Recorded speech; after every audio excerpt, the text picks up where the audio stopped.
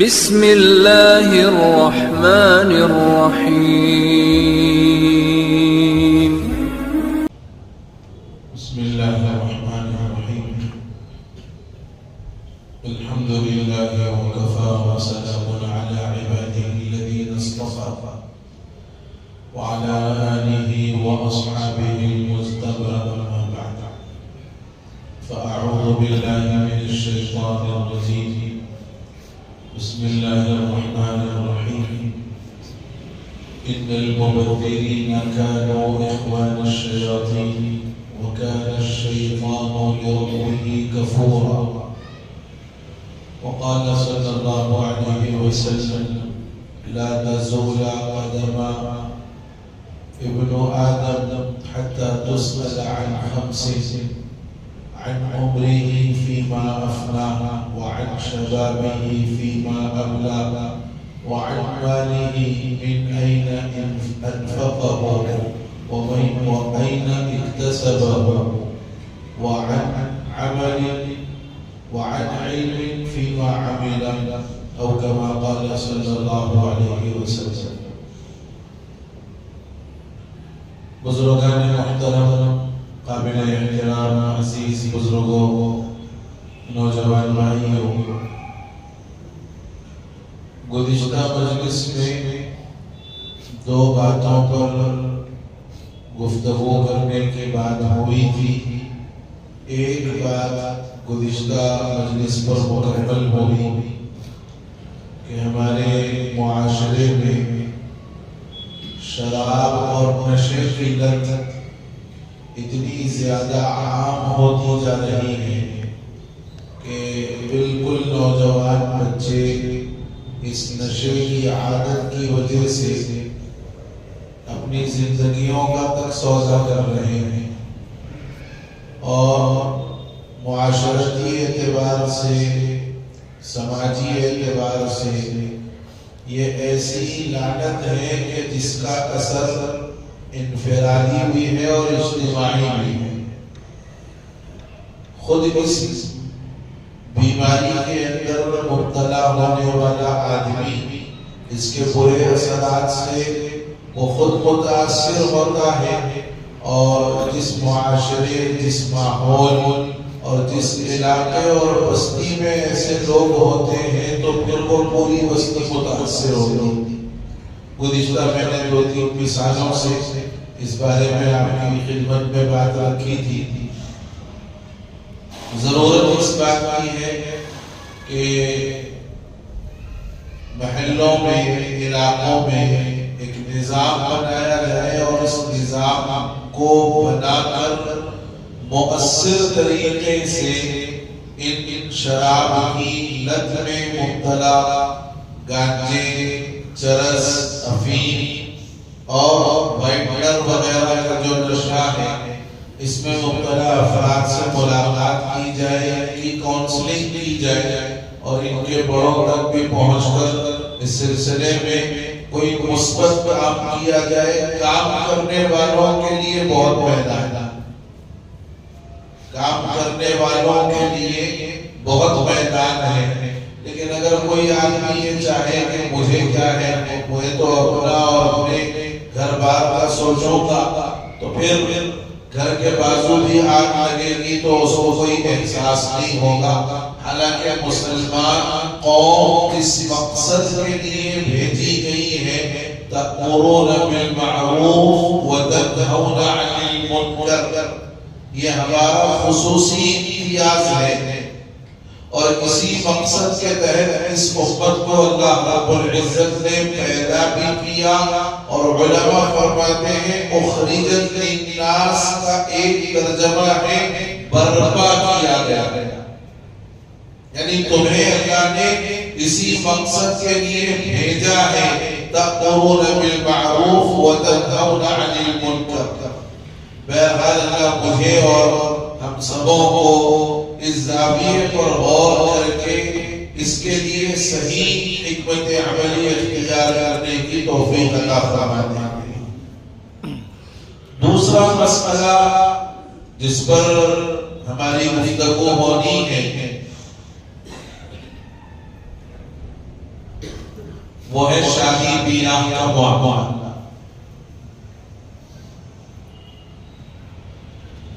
اللہ رب العزت نے نظام بنایا ہے اور اس نظام کے تحت ہر آدمی کو چلنا پڑتا ہے۔ آدمی اس نظام سے جو معاشرتی ہے، جو سماجی نظام ہے، اس معاشرتی اور سماجی نظام سے اپنے آپ کو بری نہیں کر سکتا، اپنے آپ کو علیحدہ نہیں کر سکتا۔ وہ انسان اس نظام کا ایک حصہ ہے اور اسے اس نظام کو قبول کرنا پڑتا ہے۔ اللہ رب العزت نے نظام یہ بنایا کہ مرد و عورت کے اختلاط سے نسلیں بڑھتی اور ان نسلوں کا بڑھنا اور اس کا تا قیامت باقی رہنا، اللہ نے ایک نظام بنایا کہ ہر مرد اور عورت کو رشتے ازدواج سے جوڑ دیا گیا۔ مرد اور عورت کو شادی کے پاکیزہ اور انتہائی متبرک رشتے سے جوڑ دیا گیا، اور یہ ایسا معاشرتی نظام ہے کہ کوئی آدمی اس سے اپنے آپ کو علیحدہ نہیں کر سکتا۔ ہر آدمی خواہی نہ خواہی اس نظام کا حصہ ضرور بنتا ہے۔ اگر کسی کو اللہ رب العزت نے بیٹا دیا ہے تو اس کو بہو کی تلاش ہوگی، اور اگر کسی کو اللہ رب العزت نے بیٹی عنایت فرمائی ہے تو وہ اپنی بیٹی کے لیے داماد تلاش کرے گا۔ اب یہ کہ ایک آدمی اپنے آپ کو یوں کہے کہ میں اس معاشرتی نظام کو نہیں مانتا تو مت مان بھائی، رہ جا اپنی جگہ پر۔ ایسے بھی بہت سارے بے حس قسم کے والدین ہیں، بے حس قسم کے والدین ہیں جو اچھی خاصی عمروں تک اپنی اولاد کو گھروں میں بٹھائے ہوئے ہیں، مگر ان کی وہ ضرورت جو ان کی انسانی ضرورت ہے، وہ ضرورت جو ان کے لیے واقعی ضرورت اللہ نے بنائی ہے۔ ماہرین یہ لکھتے ہیں کہ انسان کو جیسے کھانے اور پیاس کی ضرورت ہوتی ہے، کھانے کی بھوک ہوتی ہے، پیاس کی بھوک ہوتی ہے، اور آدمی اس کو حاصل کرتا ہے، اور جب تک اس کو حاصل نہیں کرتا آدمی کو چین نہیں پڑتا۔ فرمایا انسان کی وہ بھی ایک بھوک اور پیاس ہے جس کی اللہ رب العزت نے انسانی جسم کے اندر وہ چیز پیدا فرما کے رکھی، اور وہ بھوک آدمی کو بلوغت کے بعد سے شروع ہوتی۔ اب آدمی اس بھوک کو ایک لمبے عرصے سے برداشت کرتا جا رہا ہے، اور اس وقت کا جو نظام ہے، اس نظام کے تحت آدمی وہ برداشت نہیں کرتا۔ ایسے وسائل اور ایسے اسباب پیدا کر دیے گئے ہیں کہ آدمی کہیں بھی رہے اس بھوک کی تلافی کر سکتا ہے۔ نظام ایسا بنایا ہوا ہے، حالات ایسے بنے ہوئے ہیں۔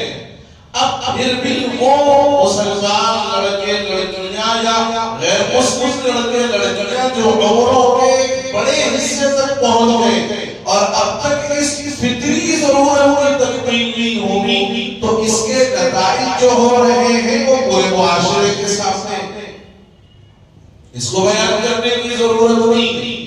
معاشرہ جان رہا ہے، معاشرہ اپنی آنکھوں سے دیکھ رہا ہے، اور بہت سارے لوگ ایسے ہیں جو دیکھ کر جان کر بھی خاموش بیٹھے ہوئے۔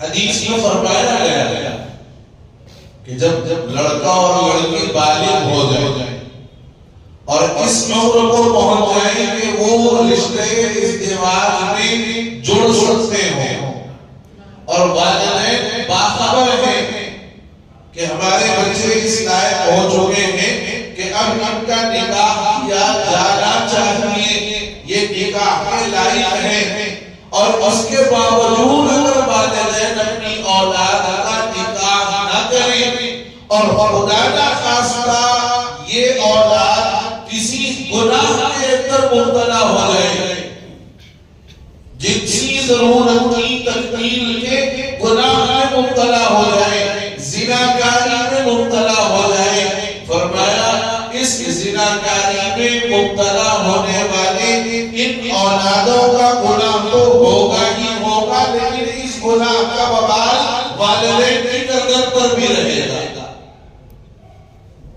بڑے صاف الفاظ حدیث کے اندر بیان فرمائے گئے کہ اگر بچے قابل ہو جائیں نکاح کے اور تم نکاح نہ کرو رسومات کے نام پر، ہمیں قابل لڑکا چاہیے، ہمیں ذاتی گھر والا چاہیے، ہمیں کاروبار والا چاہیے، ہمیں ایسا بزنس مین چاہیے، اور ہمیں شہر کے اندر رہنے والا چاہیے، ہم گاؤں میں رہنے والے کو اپنی لڑکی نہیں دیں گے، اس کا خاندان بڑا اچھا ہو اور اس کی آمدنی بھی بڑی بہترین ہو، اور ایسی جو ہے بیجا شرائط اور غیر ضروری عناوین سے اپنے لیے بہت زیادہ اپنے آپ کو مقید کرتے چلے جائیں گے تو نتیجہ یہ ہوگا کہ زیادہ کی چکر میں جانے کی وجہ سے کچھ بھی نہیں ملتا۔ اچھا اچھا اچھا اچھا بول کے میاں کو ملتا بولتے، ہمارے دکنی میں ہے کوئی محاورہ اس میں کہ بھئی زیادہ کی تلاش میں گئے تو وہ ہوا بھی گیا ہوا بھی گیا بولے۔ آج ایسے کئی نوجوان لڑکے لڑکیاں موجود ہیں جو نکاح کے قابل ہیں، لیکن والدین یا تو کن چیزوں کی وجہ سے کہ ہمارا مطالبہ ایسا ہے، اب تو باضابطہ لڑکی کا رشتہ جب آئے کسی گھر میں تو لڑکی والوں کا یہ پہلا سوال ہے گھر ذاتی ہے یا نہیں، یہ پہلا سوال ہے گھر ذاتی ہے یا نہیں ہے۔ کم از کم ماہانہ آمدنی 50,000 ذاتی گھر کو چھوڑ کے، گھر ذاتی بھی رہنا آمدنی 50,000 روپے رہنا، تو سوچیں گے پھر لوکیلٹی اچھی ہونا، کہاں رہتے ہیں چشمے میں، کابٹے پلی میں، ایسا ہے اٹس ٹرو، حقیقت ہے۔ اب یا پھر جس علاقے میں ہے اپنے جان پہچان والوں یا رشتہ داروں کا پھر رشتہ تلاش کر کے کرو، ورنہ دوسری جگہوں پر جاؤ تو سوال ہو رہا ہے ان علاقوں میں ہے نکو بھائی یہ علاقے میں ہم نہیں گئے۔ اچھا چلو رشتہ بہرحال ہو گیا، طے ہو گیا کہ فلاں جگہ رشتہ ہے۔ اب رشتہ طے ہونے کے بعد سے لے کے بچی ہوئی اگر اس رشتے میں تو اس کی کان چھدائی تک، اور بچہ ہوا تو اس کی ختنہ تک، جتنے رسومات ہیں الامام والکفیر، خدا کی قسم اگر یہ بات کہہ سکتا ہوں کہ دین و شریعت کو جتنا بے دردی کے ساتھ ہم نے بگاڑا ہے ان عناوین پر، ان رسومات پر اور ان معاشرتی رواجات پر، خدا کی قسم کسی اور جگہ پر دین کو دل کھول کر کے اتنا ہم نے نہیں بگاڑا۔ بچی پسند آ گئی تو اب اس کے بعد اخراجات کی ایک بڑی لسٹ ہے جو شروع ہونی ہے۔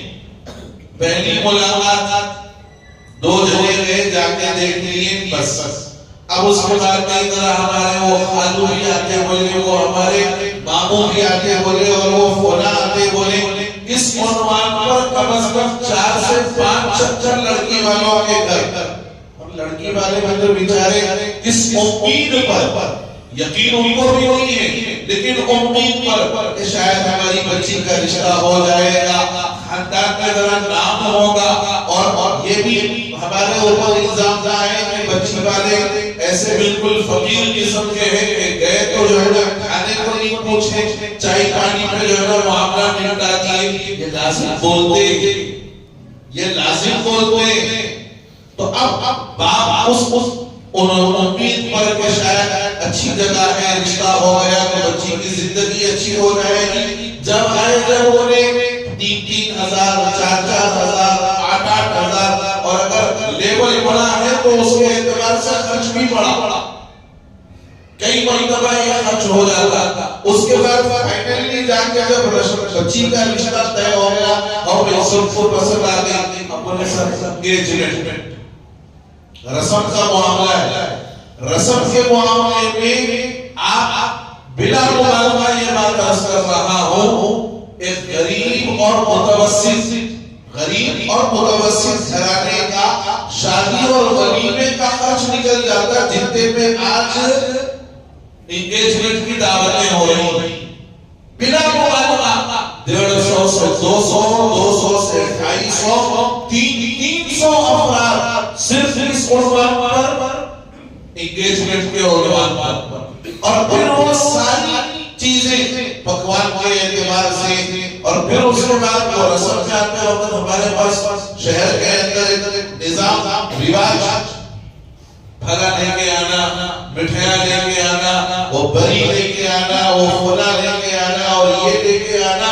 ایک شادی اور ایک ولیمے میں جتنا خرچ ہو سکتا ہے قریب اتنا خرچ آج انگیجمنٹ کی دعوتوں پہ ہو رہا ہے.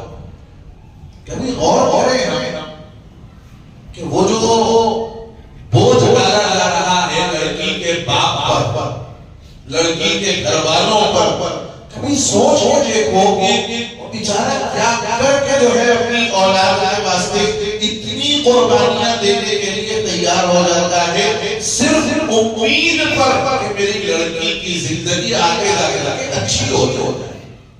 صرف امید پر، یقین اس کو بھی نہیں ہے، یقین اس کو بھی نہیں ہے، بس معاشرتی رکھاؤ کے خاطر لوگ ایسا بولیں گے، لوگ ویسا بولیں گے، لوگ نام رکھیں گے، لہذا نہیں بھائی نام نہیں آنا میری بچی کے اوپر، اس واسطے ہر چیز کرنے کو تیار.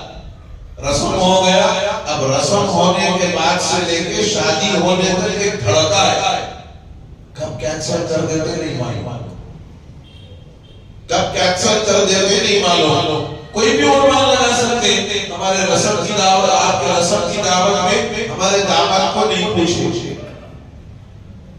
رسم کی دعوت میں دولہے کے چچا کو نہیں بلائے، رسم کی دعوت میں دولہے کے خالوں کی بات نہیں مانی، لہذا ختم.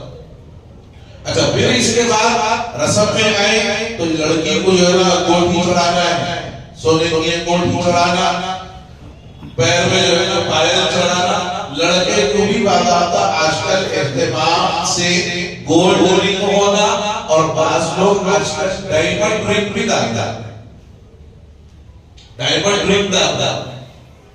حالانکہ انگیجمنٹ کا عنوان جو ہے نا، اس کا مقصد کیا ہے؟ بچی ہمارے کو پسند ہے، انشاءاللہ ہم بچی کو اپنی بہو بنائیں گے. رشتے کی پختگی کی بات کا نام انگیجمنٹ. انگیج کرنا بولنا تو گاڑی انگیج کرتی ہے، انہوں ہمارے واسطے ہے، صبح سے شام تک انہوں ہمارے ساتھ رہنا، شام میں جاتے وقت میں جو بھی ہو جائے ہو گیا ہے، ان کو دیں گے. انگیج اسی سے انگیجمنٹ ہے، صرف اتنا ہی کام ہے انگیجمنٹ کا. لیکن اس پر جو اخراجات ہو رہے ہیں، بلا مبالغہ کہہ رہا ہوں، ایک متوسط گھرانے کے شادی ولیمے کا خرچ ہو جاتا ہے.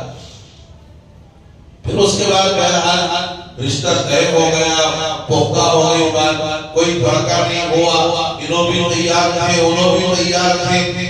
اب آپ دیکھو بے شرمی کی حد کیسی ہے ہمارے مسلمانوں کی شادیوں میں. تھوڑا ٹائم ہوگا بھیا، ویسے بھی نہیں دکھ رہا آنکھوں کو، میرے کو آنکھوں کو نہیں دکھ رہا، وہ ٹائم نہیں رہا نا، کچھ دکھ رہا. آپ لوگ ابھی برابر نہیں دکھ رہے، بڑے دھندلے سے دکھ رہے. یہ ہے میری کیفیت. آپ بولی تو موزہ مارنے کو لگا لیے شاید مجھے آپ دو جمعوں سے.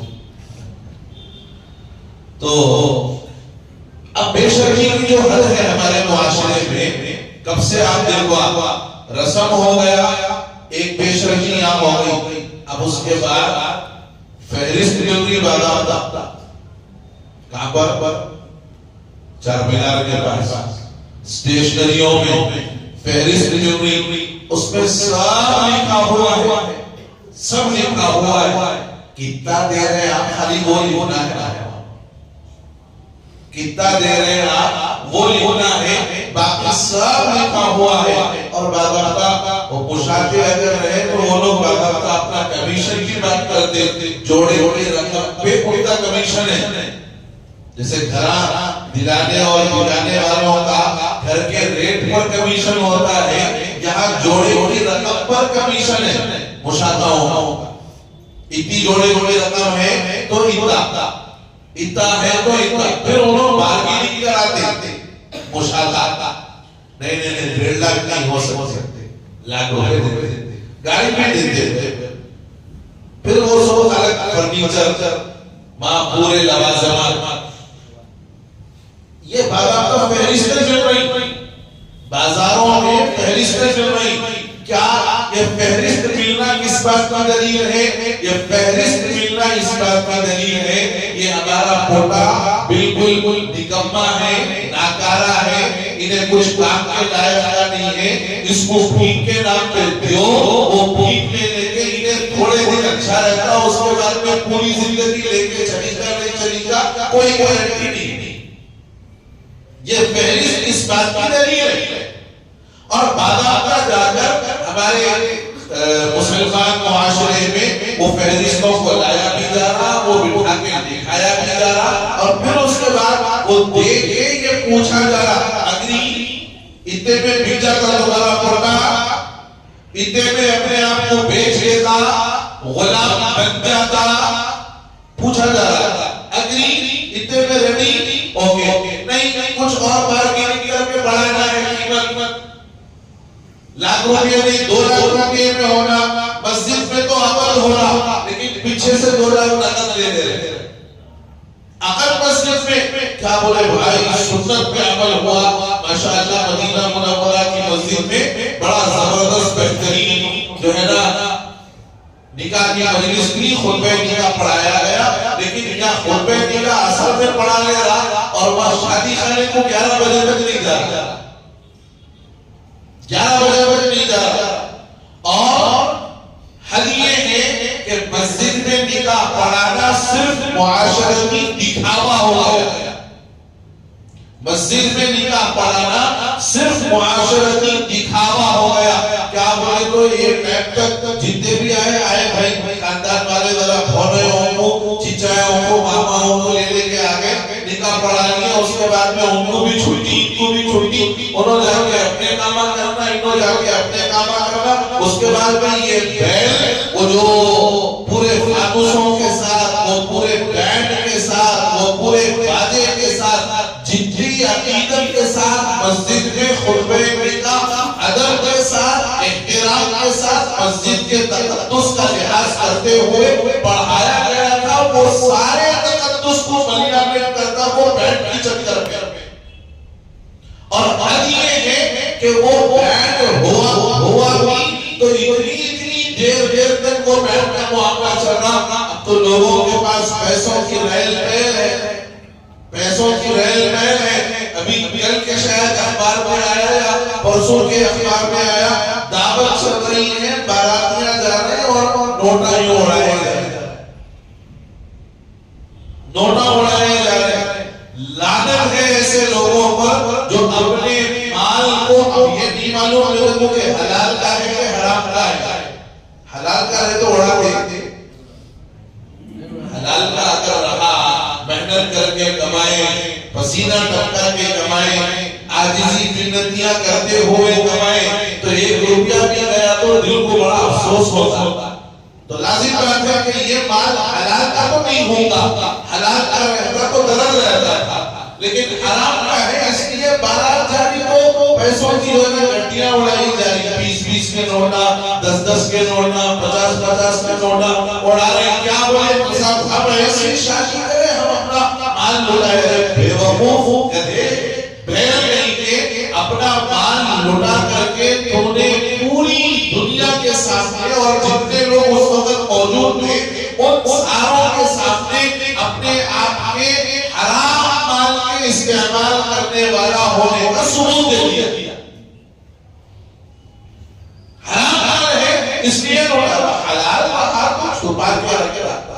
10-20 بھی رہے تو جیبن میں اندر کے جیب میں یہاں ڈال کر رکھا ہوئے حلال کا ہے، یہاں اگر گر گئے تو تکلیف ہوتی، حرام کا ہے، آیا بھی تو کوئی ٹینشن نہیں، دیا بھی تو کوئی ٹینشن نہیں۔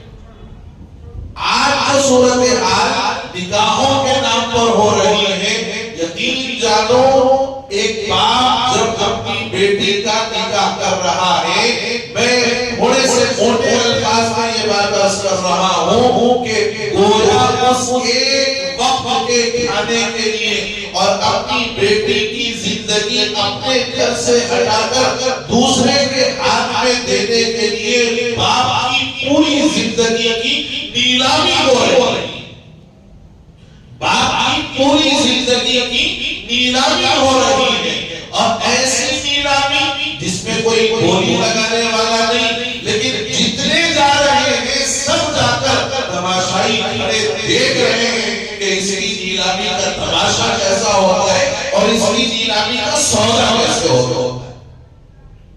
ہر آدمی جا کر کھڑا دیکھ رہا، بینڈ بجا رہا، کوئی ٹینشن نہیں، سو چلتا، جاؤ کھاؤ کتے کے پیٹ پہ، بینڈ بجا ہے، جا رہے کھا رہے، مولویاں تک جا رہے، امام مؤذن جا رہے، بینڈ بجے کے ہتھیوں، شرط بھی آتی، بینڈ بجے کی شادی میں جاتے، ایک وقت کے کھانے کے واسطے سب جو ہے پیچھے ڈال کے چلے جائے، رکھنے والا تو نالائق ہے ہی، رکھانے والا اس سے بڑا نالائق ہے، اور یہ رکھا ہوا ہے، رکھایا ہوا ہے، جا کر کھانے والے ان سے بڑے بے غیرت، ان سے بڑے بے غیرت،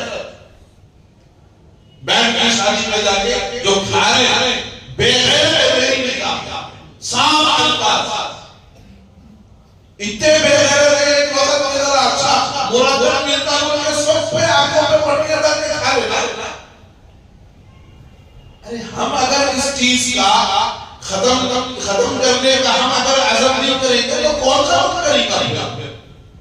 کیا آسمان سے حضرت جبرائیل اتریں گے، حضرت میکائیل اتر کے بولیں گے ارے نہیں یہ نہیں کرنا ہے، یہ غلط ہے؟ سب کو معلوم ہے غلط ہے، سب کو معلوم ہے، رکھنے والے کو معلوم، رکھانے والے کو معلوم، ناچنے والے کو معلوم، بجانے والے کو معلوم، اس میں شریک ہونے والے کو معلوم، اس میں کھانے والے کو معلوم، اس میں جو ایک دوسرے سپلائی کرنے والا سب کو معلوم ہے ناجائز ہے، حرام ہے۔ حضور اکرم صلی اللہ علیہ وسلم اس چیز کو ختم کرنے کے لیے دنیا میں بھیجے گئے، یہ بھی معلوم ہے، سب معلوم ہے، لیکن جا رہے ایک وقت کے کھانے کے واسطے تم ہے ایسے تعلقات پر جو آپ کو حرام چیز کے اندر دعوت دے اور آپ اس حرام میں جا کر مجبور ہو کر بیٹھ کر کے کھائیں ایک وقت کا کھانا۔ میری نگاہ میں اس سے بڑا ذلیل اور اس سے بڑا بےغرض کوئی نہیں ہے جو حرام چیز ہو رہی ہے اس کے باوجود جا کے بڑی گل کرو، صاف کرو، ہم نہیں آتے ایسے دعوت۔ ایک تو جا کے کھانے کا بوال، دوسرے جتنی دیر اس مجلس میں آپ خاموش بیٹھے رہے، بجرا بھی تو خاموش نیچے منڈی ڈال لیں گے، امام صاحب ہیں محتدی ہمارے نہیں بولنا، ناراض ہو جاتے ہیں تو بد ملکی آتے سو لفافہ بند ہو جاتا ہے، لعنت ہے ایسی بد ملکی کے لفافے، اور لعنت ہے تمہاری خاموشی پر کہ تم جانتے پوچھتے صرف اس بنیاد پر کہ ہمارا مسلی ہے، کوئی ضرورت نہیں ہے آپ اس سے تعلق رکھو، کوئی فرض واجب ہے نہیں، اللہ میاں پوچھ رہے ہیں ارے وہ فلانے صاحب بڑے مالدار تھے آپ کے محلے میں، آپ کے علاقے کے بڑے مالدار تھے، ان سے تعلق رکھنے لگے، آپ پوچھی تعلق نہیں پوچھتا، لیکن یہ جو خاموشی، میں عمومی بات کہہ رہا ہوں، اسی لیے میں نہیں جاتا ایسے دعوت، کسی قیمت پر نہیں جاتا، اور اگر چلا گیا کسی کے بلانے پر اور یہ معلوم نہیں تھا کہ بینڈ ہے، اور جیسے ہی پتا چل گیا کہ بینڈ ہے فوراً الٹے پاؤں واپس، دس لوگ گواہ ہیں اس عمل کے لیے، لیکن یہ چیز لعنت ہے ایسے کاموں پر۔ تو یہ آپ اگر بچے والے ہیں تو پہلے سے طے کرو کہ اس لعنت ملامت والے عمل کے ساتھ نکاح اور ولیمہ ہم نہیں کریں گے. لڑکے والے ہیں تو یہ طے کرو, بچے کو بولو تیرے دوستوں کو جوتے مار کے بولنا نہیں لے کے آنا ہے. کیا مل رہا ہے اس سے آپ بتاؤ, کیا مل رہا؟ خوشی تو کچھ نہیں ہے, تھوڑی دیر کی خوشی, اس میں اگر کچھ بھی ہوا تو پوری خوشی ختم ہو گئی, لیکن لعنت پوری زندگی بھر کے واسطے. اسی لیے بڑے یہ کہتے ہیں کہ اگر بیٹی کسی کو دینے کی چیز نہ ہوتی تو باپ اپنی بیٹی پر کسی دوسرے کی نگاہ بھی پڑنے نہ دیتا. بڑے لاڑ پیار سے پالتا ہے باپ, اپنا جگر نکال کر رکھ دیتا ہے اپنی بیٹیوں کے واسطے. اور جب وہ بیٹی رخصت ہوتی ہے تو اس کی رخصتی در حقیقت اس باپ کی پوری زندگی کی کمائی کی نیلامی ہوتی ہے اور اس کا سودا ہوتا ہے, اور ہمارا پورا معاشرہ خاموش کھڑا تماشا دیتا ہے. بعد اب رات میں یہ بھی بولتے ہیں اچھا اگر کسی کو قسمت سے اچھا رشتہ مل گیا, داماد اچھا مل گیا, داماد کے گھر والے اچھے مل گئے, وہ لوگ بولے نہیں کچھ نہیں ہونا ہمارے کو, ہم بالکل سنت کے مطابق کر کے لے کے دیں گے, تو اب پورے خاندان میں اس کا چرچا اور اس کے اوپر افسوس ہوگا دوسروں کو. دیکھے کیسا نکل گیا, دیکھو اس کو کچھ خرچہ ہی نہیں پڑا, نکل گیا. ارے یہ تو خوشی کا موقع ہے, مقام شکر ہے. تو یہ ہم جب سب مل کے طے کریں گے کہ ہمیں نکاح بالکل سادہ کرنا ہے, ہمیں بالکل سنت کے مطابق نکاح کرنا ہے. یہ تو غلط فہمی ذہنوں میں بیٹھی ہوئی ہے کہ حضور نے حضرت فاطمہ کی شادی میں جہیز دیا تھا, یہ بالکل غلط فہمی ہوئی. حضرت علی رضی اللہ عنہ حضور کے زیر کفالت تھے. حضرت علی رضی اللہ عنہ حضور کے زیر کفالت تھے. ایک جنگ کے اندر ایک زرہ ان کو حضرت عثمان رضی اللہ عنہ نے ہدیے میں دی, تو وہ زرہ ان کے پاس تھی. اب نکاح کا وقت آیا تو چونکہ آپ سرپرست ہیں حضرت علی کے اور ادھر حضرت فاطمہ الزہرا کے آپ والد بزرگوار بھی ہیں, تو حضرت علی رضی اللہ عنہ کو جہیز کے عنوان پر نہیں دیا. کہا اب تک تو تم میری حفاظت میں تھے, اب تمہارا اپنا خود کا گھر بنے گا, خود کا تمہارا اپنا گھر بسے گا, لہذا یہ گھر بسانے کے لیے کچھ چیزوں کی ضرورت پڑتی ہے. کیا ہے تمہارے پاس؟ حضرت علی سے حضور نے یہ سوال کیا, کیا ہے تمہارے پاس؟ حضرت علی نے فرمایا یا رسول اللہ میرے پاس یہ زرہ ہے, اور تو کچھ ہے نہیں رکھا ہوا, یہ زرہ میرے پاس ہے. حضور نے فرمایا حضرت ابو بکر کو بلا کر, ابو بکر تم سمجھدار ہو, تجربے کار ہو, حضرت علی کو لے جاؤ, ان کی یہ زرہ بکانا. کس کی زرہ ہے وہ؟ حضرت علی کی. یہ زرہ ان کی آپ بکا دو, اور بکا کر جو اس سے قیمت آئے گی اس قیمت سے گھر بسانے کے لیے جن چیزوں کی ضرورت پڑ سکتی ہے وہ خریدوا کر حضرت علی کو دے دو, وہ خریدوا کر حضرت علی کو دے دو. بازار میں نکلے, حضرت عثمان نے اس کی قیمت لگائی اس زرے کی, کہا اتنی قیمت میں دے سکتا ہوں اس زرے کی.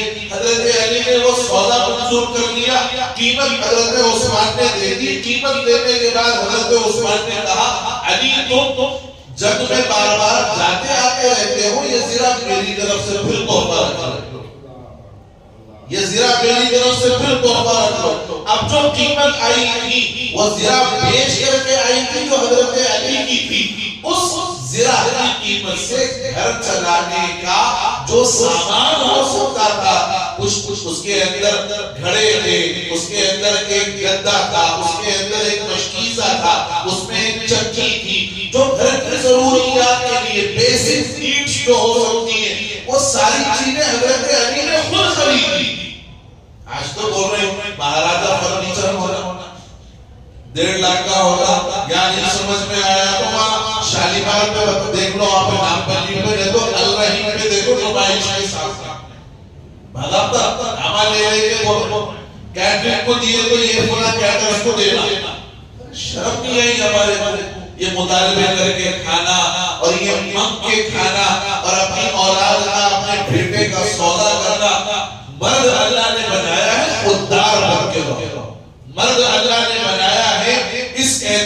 سے اپنے آپ کو مرد ثابت کرو کہ شادی میں تمام خرچ مرد اپنے ہاتھوں سے خود کرے. کوئی لڑکی والوں پر شریعت نے ذمہ داری دی ہی نہیں. کوئی ذمہ داری شریعت نے نہیں دی. اور یہ جتنی ذمہ داریاں لڑکی والوں نے ڈالتی ہیں یہ معاشرے کے ڈر کی وجہ سے ڈالتی ہیں. اگر ہم بھی ایسے ہی بنے رہے, ہنتے پہرے بھوکے بنے رہے, ہمارے جب اولاد کا نمبر آئے گا تو ہمیں اسی چکر کے اندر پھنسنا پڑے گا, اور اس وقت بھی ہمارے پوری زندگی کی محنت کی کمائی کا جو بوجھ لگے, اس بوجھ لگنے وقت میں سارے لوگ کھڑے ہو کر کے ہمارے بھائی بندو تماشا دیکھیں گے, مگر کوئی ایک حرف بولنے کے لیے تیار نہیں ہوگا. شریعت نے مہر کا حق مقرر کیا ہے, اس پر تو کوئی بات نہیں ہوتی, لیکن جہیز پر پوری بات ہوتی ہے. غور کریے اور سنجیدگی سے سوچئے, اللہ نے مال دیا ہے اس مال کا صحیح استعمال کریے. اور جو صاحب اولاد ہیں وہ اس بات کا عزم کرو, لڑکے والے ہیں تو بھی عزم کرو, لڑکی والے ہیں تو بھی عزم کرو کہ ہم اپنی اولاد کا نکاح سنت کے مطابق کریں گے. اور یاد رکھو, جو بندہ اللہ اور اس کے رسول کو راضی کرنے کی فکر کر لے, اللہ اور اس کے رسول بھی راضی ہوں گے, دنیا والوں کو بھی راضی کروا دیں گے. اور اگر جو بندہ دنیا والوں کو راضی کرنے کی فکر میں لگا رہے, خدا کی قسم قیامت کی صبح تک دنیا والے تو راضی نہیں ہوں گے, اور اس چکر میں اللہ اور اس کے رسول بھی ناراض ہو جائیں گے. اب فیصلہ کرو کہ دنیا والوں کو راضی کر کے اپنے آپ کو مزید رسومات میں, مشکلات میں اور پریشانیوں میں مبتلا کرنا ہے, یا اللہ اور اس کے رسول کو راضی کرتے ہوئے دنیا اور آخرت کی بھلائیاں اور کامیابیاں حاصل کرنا ہے. فیصلہ آپ کریں. اللہ مجھے آپ کو کہنے اور سننے سے زیادہ توفیق عمل نصیب فرما دے. آمین یا رب العالمین. وآخر دعوانا ان الحمد للہ رب العالمین.